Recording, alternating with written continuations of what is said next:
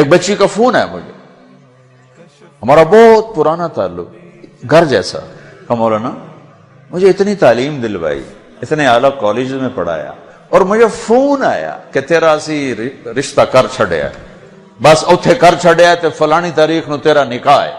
تو میں اس پر بھی راضی تھی، لیکن اتنا تو دیکھ لیتے کہ انسان بھی ہے کہ نہیں۔ ایک شرابی سے مجھے باندھ دیا، آج میری زندگی عذاب بنی ہوئی ہے۔ چلو جہاں اپنی مرضی پوری کرتے کرتے بس اسی گھر تو باہر نہیں کرنا، گھرج کرنا تے گھر شرابی تو سوا ہے کوئی نہیں، لہذا اتھے ہی کرنا۔ یہ قوم کا بت توڑو، جی ہاں اساں جی صرف ارائیاں کرنا ہے، اسی صرف راجپوتاں کرنا ہے، اسی شیخ ہیں جی، اسی شیخان اسی باہر کدی رشتہ نہیں کیتا۔ ٹھیک ہے اپنے قوم میں کرو، اچھی بات ہے، اگر جوڑ نہیں تو اللہ کے واسطے باہر نکلو۔ اگر آپ کی بیٹی تیار نہیں تو اللہ کے واسطے ذبح مت کرو، یہ ظلم ہے، یہ زیادتی ہے۔ قبول لڑکی کرتی ہے نہ کہ ابا، قبول لڑکا کرتا ہے نہ کہ ابا۔ یہ اختیار تو شریعت بچے کو دے رہی، بچی کو دے رہی کہ میں نے قبول کیا، کہے گی تو نکاح۔ وہ کہتے ہیں میں نے قبول نہیں کیا تو اب تو نہیں ہوگا۔ میرا گاؤں راوی کے کنارے ہے، کتنی بچیاں ذبح کر کے ڈال دی گئیں راوی میں، اپنی مرضی دی شادی کیتی ہے ہی نہ، بس ٹھیک ہے ذبح کر دیا۔ ساری زندگی بیٹے زنا کرتے ہیں تو کہو جی چھوڑ چکرن کر دی رہ جاندے، بیٹی پر شک پڑ جائے تو ذبح کر دیتے۔ ہائے ہائے ہائے ہائے۔ میرے نبی نے آخری خطبے میں بیٹوں کے لیے نصیحت نہیں فرمائی تھی، عورت کے لیے نصیحت، تمہیں عورتوں کے بارے میں نصیحت کر کے جا رہا ہوں، آخری خطبہ تمہیں عورتوں کے بارے میں نصیحت کر کے جا رہا ہوں۔ ایسی درد بھری داستانیں میں جانتا ہوں، میرے دائیں بائیں ہوئی ہیں، ہو رہی ہیں۔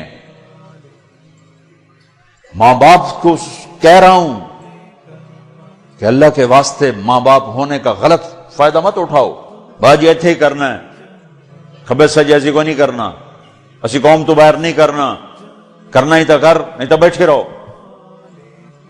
میرے اپنے خاندان میں ہم چھوٹے چھوٹے کتنی بوڑھی ہماری پتہ نہیں دادیاں نانیاں جو بھی لگ دیاں پتہ نہیں کی لگ دیاں بغیر شادی کے مر گئیں کہ قوم میں رشتہ کوئی نہیں تھا، خاندان میں رشتہ کوئی نہیں تھا۔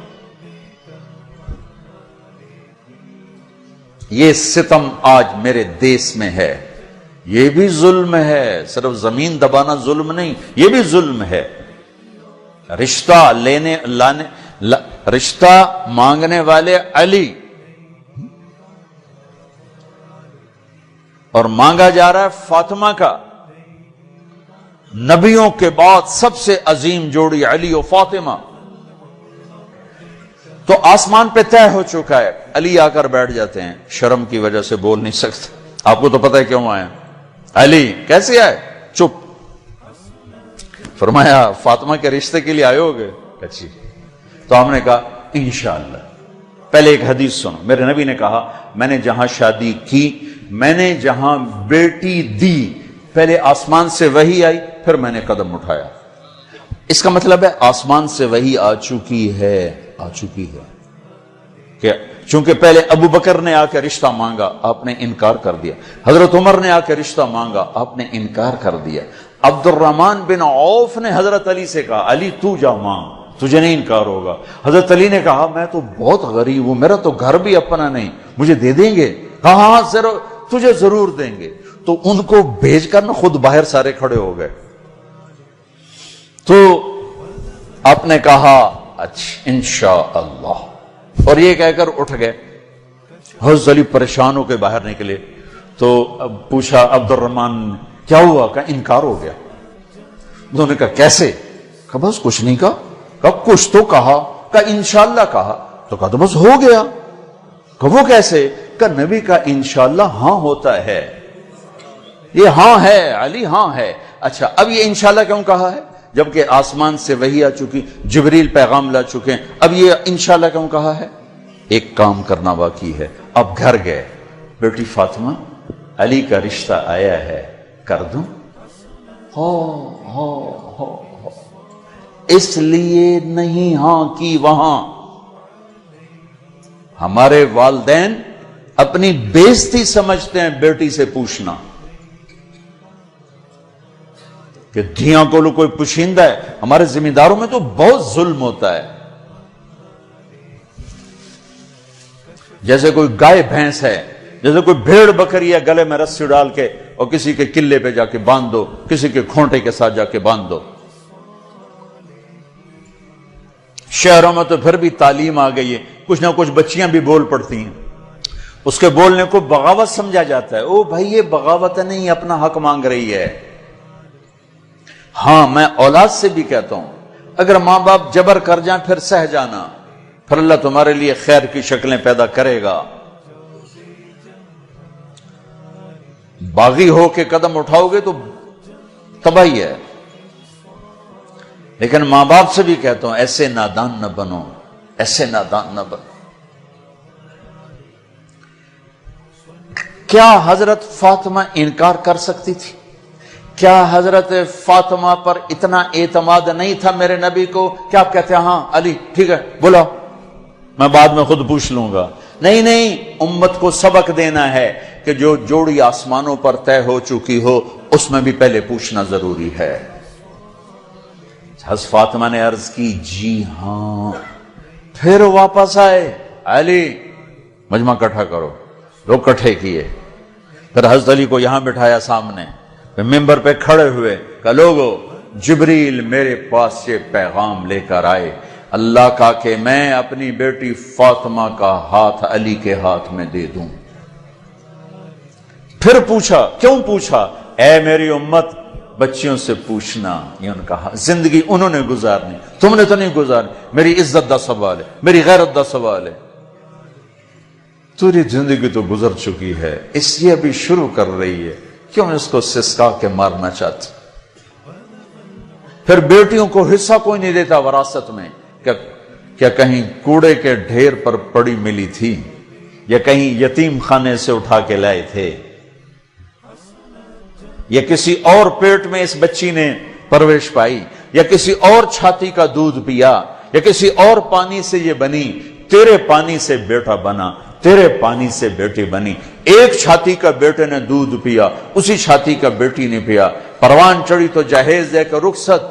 اب چند دن پہلے ایک خاتون کا مجھے فون آیا ایک شہر سے کہ جی بھائیوں نے باپ بیمار ہوئے تو بھائیوں نے فراڈ کر کے ساری جائیداد اپنے نام لگوا کے مجھے خالی ہاتھ کر دیا ہے، میں در بدر پھر رہی ہوں، نہ میرے پاس گھر ہے نہ میرے پاس کھانے کو روٹی ہے، اور بھائیوں نے ساری جائیداد پہ قبضہ کر لیا۔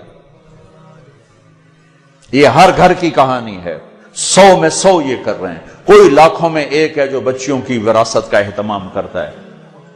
باپ مر گیا، ماں بیوہ ہو گئی، اگر باپ کی وراثت ہے تو 8واں حصہ ماں کا ہے، 8واں حصہ ماں کا ہے، 8واں حصہ ماں کا ہے۔ ماں کو یہاں تک مت پہنچاؤ کہ تمہارے سامنے یوں کرے، جس کی چھاتیاں لٹک گئی تمہیں دودھ پلاتے ہوئے وہ یوں کرے کہ مجھے پیسے دو۔ اگر باپ کی وراثت ہے 8واں حصہ اس کو دو، نہیں ہے تو ٹھیک ہے، تو اس کا حق ہے، بیٹیوں کا حق ہے، انہیں دو۔ تمہارے بیٹے تمہارے لیے عذاب بن جائیں گے آخرت میں اگر بیٹیوں کو حق نہ دیا۔